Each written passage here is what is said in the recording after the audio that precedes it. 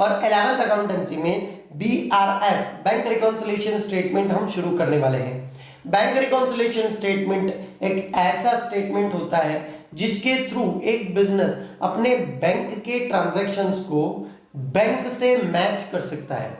देखिए, बैंक में जब हम खाता खुलवाते हैं तो बैंक हमें एक पासबुक देती है। बैंक जो पासबुक देती है उसमें हमारे और बैंक के बीच में किए हुए सारे ट्रांजैक्शंस मेंटेन होते हैं। अब देखिए, बैंक आपको पासबुक देगी तो वो ट्रांजैक्शन तो बैंक ने लिखे हैं और बैंक से भी गलतियां हो सकती हैं, बैंक से भी चूक हो सकती है।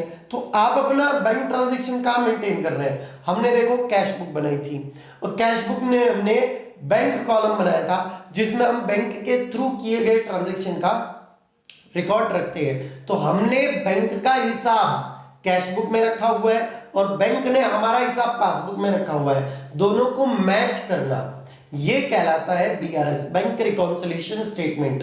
हालांकि इसमें जरूरी नहीं है कि गलती हो ही सही, पर टाइम के मिसमैच की वजह से इसमें कई बार बैलेंस मैच नहीं होते हैं, तो उन सबको मैच करना ये BRS होता है। बैंक रिकॉन्सिलिएशन स्टेटमेंट बिजनेस के लिए वॉलंटरी स्टेप है, वो बना भी सकता है नहीं भी बना सकता है, पर जब वो एक डीप एनालिसिस करता है, मतलब बिल्कुल गलतियों को खत्म करने की कोशिश करता है, तो वो ऐसे स्टेटमेंट फिर बनाता है। बैंक रिकॉन्सिलिएशन स्टेटमेंट या तो वो मंथ के एंड में बना सकता है, 6 मंथली बना सकता है, क्वार्टरली बना सकता है, ईयरली भी बना सकता है ना, पर ट्रांजैक्शन ज्यादा हो जाते हैं ईयरली, तो बेसिकली मंथली ही बैंक रिकॉन्सिलिएशन स्टेटमेंट बनाया जाता है। बैंक रिकॉन्सिलिएशन जो BRS जो चैप्टर है आपका, इसके लिए आपको कैश बुक बराबर आनी चाहिए। जो हम डबल कॉलम कैश बुक जो बनाते हैं उसमें आपका जो बैंक कॉलम होता है उसके सारे ट्रांजैक्शन, बैंक कैश बुक के लिए आपको बैंक के ट्रांजैक्शन आने जरूरी है कि बैंक से जो ट्रांजैक्शन करते हैं उनकी जर्नल एंट्रीज क्या है। तो आपको नहीं भी आते तो आप हमारे पुराने वीडियोस देख सकते हैं जिसमें हमने बैंक ट्रांजैक्शन और कैश बुक समझा रखा है। तो दोस्तों स्टार्ट करते हैं हमारा BRS का फर्स्ट लेक्चर। इसमें जरूरी चीज जो है वो हम समझेंगे कि कैश बुक का डेबिट बैलेंस, कैश बुक का क्रेडिट बैलेंस, पासबुक का डेबिट बैलेंस और पासबुक का क्रेडिट बैलेंस क्या होता है। शुरुआत BRS स्टेटमेंट की यहीं से होगी, तो मैं पहले पूरे लेक्चर में यही समझाऊंगा कि debit balance of cash book, debit balance of passbook और credit balance of cash book and credit balance of passbook क्या इंडिकेट करते हैं और इनके मतलब क्या होते हैं। देखिए, एक बार और थोड़ा सा प्रोसेस में आपको, मतलब आपके माइंड में एक प्रोसेस बना दूं कि ये हमारा बिजनेस है और ये हमारा बैंक है। बिजनेस कैश बुक बनाता है और बैंक पासबुक बनाता है, तो दोनों एक दूसरे के ट्रांजैक्शन रखेंगे। कैश बुक में भी बैंक ट्रांजैक्शन रखे जाएंगे और पासबुक में भी बैंक ट्रांजैक्शन रखे जाएंगे। पर यहां मैं आपको सिस्टम बता दूं, जैसे कि राम श्याम दो बिजनेसमैन हैं, आपस में डील करते हैं। मैंने एक ट्रांजैक्शन लिखा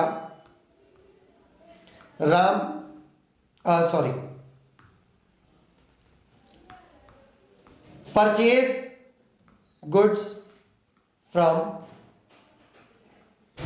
श्याम ₹20,000। ये राम की बुक में लिखा परचेज गुड्स फ्रॉम श्याम ₹20,000, तो श्याम क्या कहेगा? सोल्ड गुड्स टू राम ₹20,000, मतलब जो इसके लिए परचेज है वो इसके लिए सेल है, एक दूसरे का उल्टा है। उसके अलावा ये एंट्री बनाएगा ये एंट्री बनाएगा purchase account debit to Shyam और ये बनाएगा राम डेबिट टू सेल्स। तो इसके लिए एक्सपेंस हुआ, इसके लिए इनकम हुई, तो राम के लिए जो एक्सपेंस है वही श्याम के लिए इनकम हुई। तो एक दूसरे का उल्टा होता है। वैसे ही बैंक में भी रिलेशंस होते हैं। आप कहते हैं कि डिपॉजिटेड इनटू बैंक, है ना, बैंक में डिपॉजिट करवाया 10,000, तो आपके लिए भले ये एसेट है क्योंकि आपने तो बैंक में पैसा जमा करवाया, पर बैंक के लिए लायबिलिटी है क्योंकि वो बैंक क्या कहेगा, अकाउंट होल्डर को 10,000 रुपीज देने हैं। तो जो आपके लिए डेबिट है वो बैंक के लिए क्रेडिट होगा और जो आपके लिए क्रेडिट है वो बैंक के लिए डेबिट होगा। ये चीज जरूर आपको समझ लेनी चाहिए। अब हम दोस्तों बैलेंस की बात करते हैं कि बैलेंस कैसे कैसे और क्या क्या होते हैं। पहले हम बात करेंगे कैश बुक की।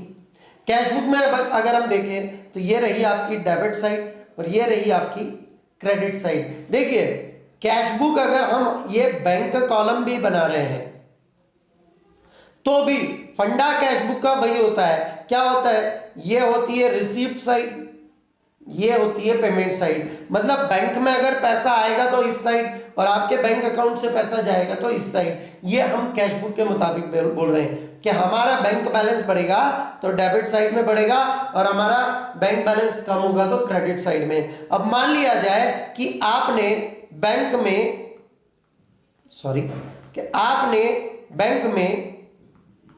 20,000 डिपॉजिट करवाए थे और बैंक से निकल चुके हैं 15,000, तो डेबिट में साइड एक्सेस है, क्रेडिट साइड से कितनी एक्सेस है, 5,000। तो इसको हम लिखेंगे बाय बैलेंस CD, और ये बैलेंस कौन सा होगा, ये बैलेंस होगा डेबिट बैलेंस, क्योंकि साइड कौन सी एक्सेस थी, डेबिट साइड। और ये बैंक बैलेंस कहलाएगा दोस्तों, बैंक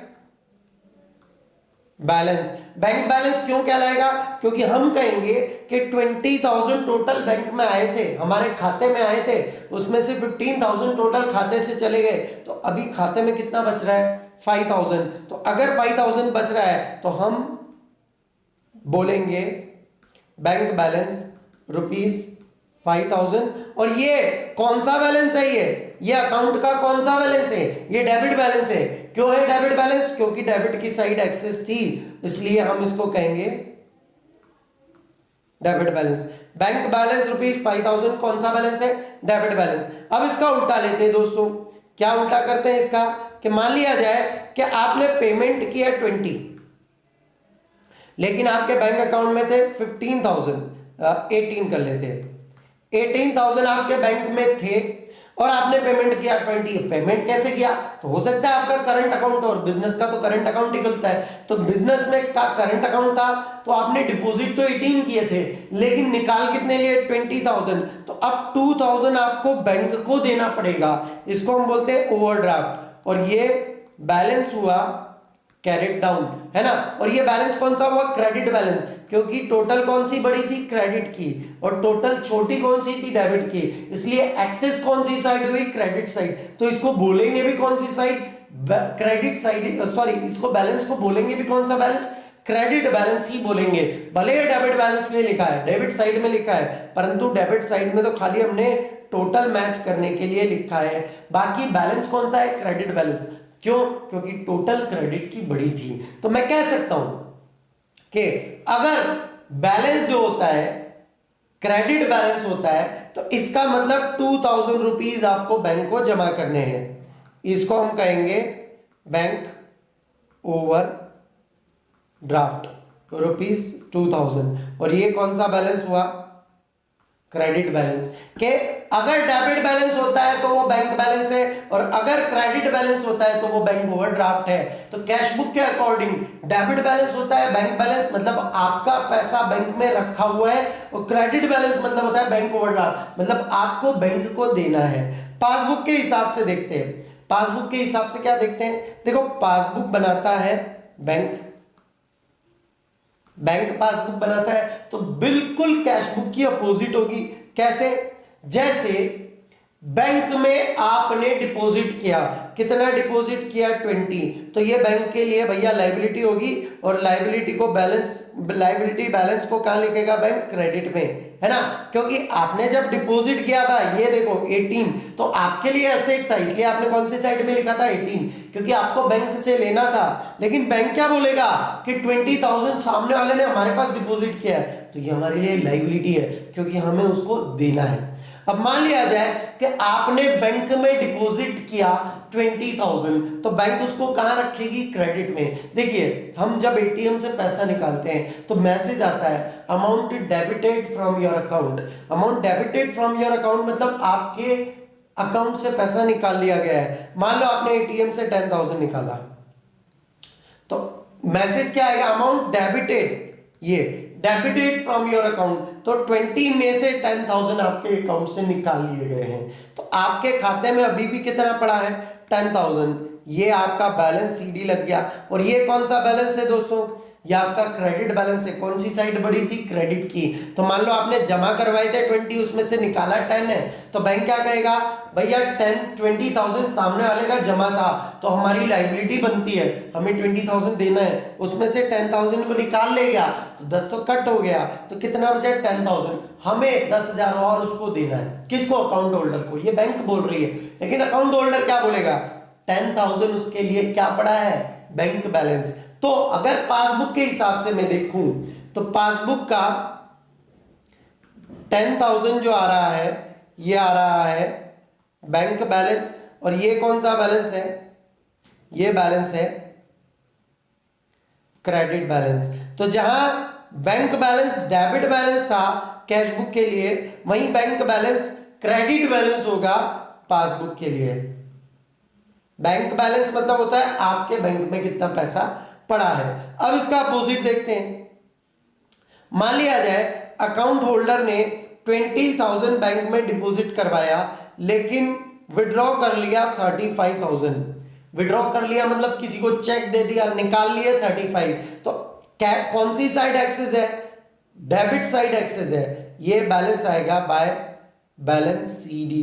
कौन सी साइड एक्सेस है? डेबिट साइड एक्सेस है। ये क्या है? इसका मतलब है 20 आपने बैंक में डिपॉजिट किए और निकाल लिए 35, तो 15 आपको बैंक को देना है कि नहीं देना है? बिल्कुल देना है। तो इसको आप कहेंगे बैंक ओवर ड्राफ्ट। कितना? डेबिट बैलेंस है ये, और कितना है? 15,000। ये डेबिट बैलेंस क्यों है? क्योंकि साइड जो है वो डेबिट की बड़ी थी और क्रेडिट की छोटी थी। तो 15,000 आपका डेबिट बैलेंस हुआ, और ये क्या इंडिकेट करने का? आपको पैसा बैंक को देना है। तो कैश बुक का यहां पर हम देख लेते हैं वापस से। कैश बुक का बैंक बैलेंस इंडिकेट करता है डेबिट बैलेंस, या यूं कह लो कि कैश बुक का डेबिट बैलेंस होता है बैंक बैलेंस, और कैश बुक का क्रेडिट बैलेंस होता है ओवरड्राफ्ट। वहीं बैंक बैलेंस, पासबुक का क्रेडिट बैलेंस होता है बैंक बैलेंस, और पासबुक का डेबिट बैलेंस होता है ओवरड्राफ्ट। तो हम इसको यहां लिख सकते हैं कि कैश बुक का डेबिट बैलेंस, कैश बुक का डेबिट बैलेंस क्या होता है? कैश बुक का डेबिट बैलेंस होता है बैंक बैलेंस, और कैश बुक का क्रेडिट बैलेंस होता है बैंक ओवरड्राफ्ट। और पासबुक का अपोजिट, पासबुक का डेबिट बैलेंस जो होता है वो होता है बैंक ओवरड्राफ्ट, और पासबुक का क्रेडिट बैलेंस होता है बैंक बैलेंस। इस तरह से जब हम बीआरएस स्टार्ट करेंगे तो सबसे पहले हमें बैलेंस ही लिखने होंगे। तो आपको अगर पूछा जाए कि ₹10,000 balance as per cash book, balance as per cash book, तो ये कैश बुक का कौन सा बैलेंस है? तो बैलेंस जो होता है वो डेबिट बैलेंस होता है ना। मतलब कि कैश बुक का debit balance, balance means bank balance होता है। ये चीजें आपको बार बार पहचाननी पड़ेंगी और शुरुआत यहीं से होगी। तो इस वीडियो में केवल ये बैलेंस तक की कहानी को मैं समाप्त करता हूं। आगे हम बीआरएस के फॉर्मेट के साथ इसमें कौन कौन से ट्रांजैक्शन होते हैं और उनको कैसे कैसे सॉल्व किया जाता है वो सीखेंगे। तो उम्मीद करता हूं वीडियो आपको पसंद आया होगा। प्लीज इस वीडियो को लाइक कीजिए, शेयर कीजिए और सब्सक्राइब कीजिए हमारे चैनल को। बहुत बहुत धन्यवाद।